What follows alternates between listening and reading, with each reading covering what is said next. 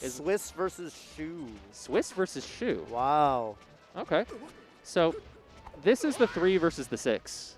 This is 2 Falcos. Wow. Swiss is Southwest Florida, Fort Myers. Shu, also a Falco. I'm assuming also from Florida, honestly. All of them doing Florida proud today with a lot of... Fort Myers. Fort Myers. Tell me about that. I do not know very much. I thought I should look up where that is. Fort and then Myers, I didn't. Yeah. That's kind of where Any we ended. relation to Mike Myers? No, Mike Myers. Hopefully not. Yeah. That guy's pretty scary.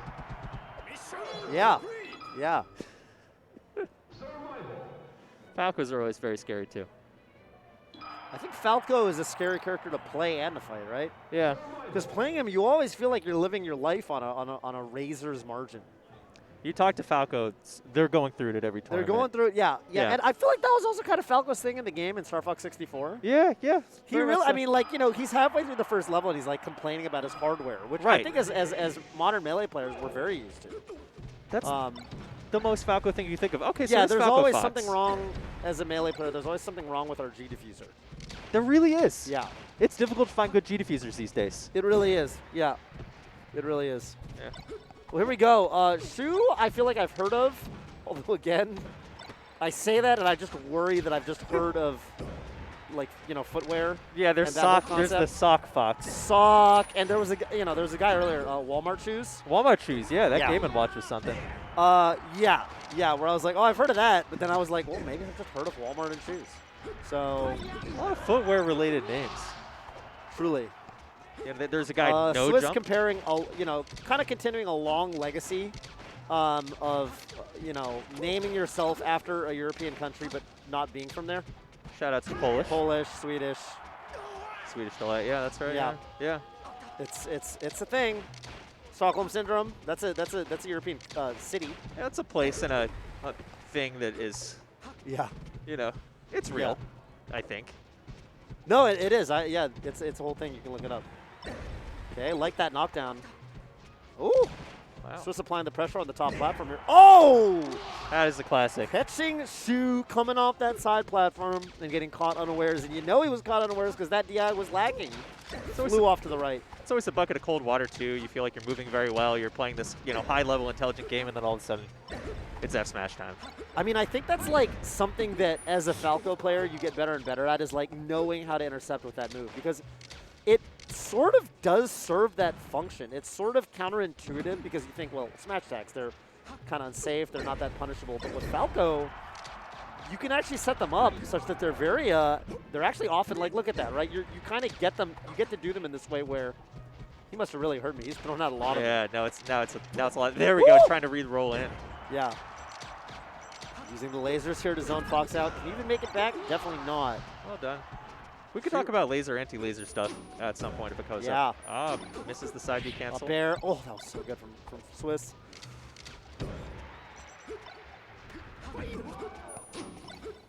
I love Swiss's recovery too. I feel like he's picking all the options that like you want your opponent to demonstrate that they're ready to cover before you deviate. It's like, listen, I'm going to keep going to the ledge until you show me that you're down to just hold it. And until you do that, I mean, I'm not going to stop. It's important to make your opponents demonstrate competency, and if not, then they're, you know, if it's not broke, you really don't have to fix it. Yeah. Still just waiting so patiently for the Falcons to roll in or jump in. A little bit preemptive on that get-up attack, but Shu needs a huge comeback to make this one. Bring this one back, and that might just be it. Ouch. Yeah. Swiss looking really just composed. I would not be that shocked to see Shu kind of turn on the jets in game 2. I feel like there were certain things where I was like, okay, he's kind of running into this. But if he scouts that out, I think you either play a little bit more conservative or you play a little more aggressive. Yeah, there were some spots where he felt like, you know, he had the laser or he had the roller, he had the movement, but just like there was a weak back air or something like that, and it just didn't really come together. So we're on Pokemon Stadium. Yep. Swiss starting off another combo.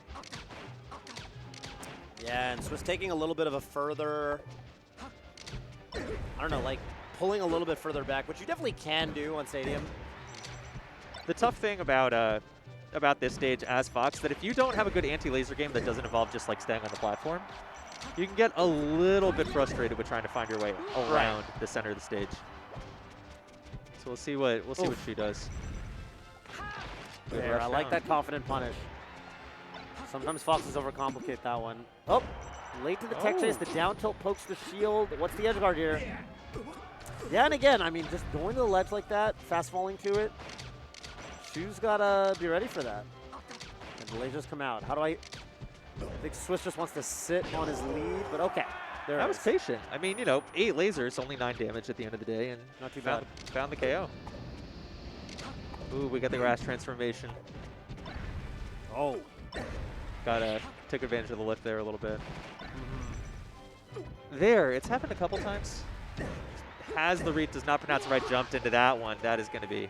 Yeah, Shu has been like a hair late to some of these situations where Swiss is waking up.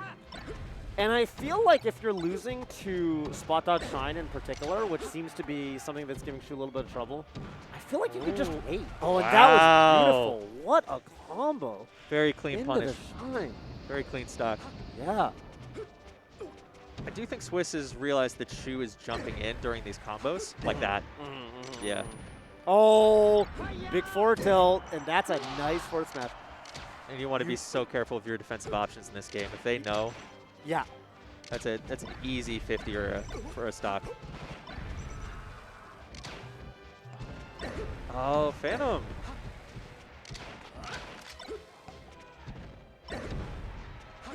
There it is again.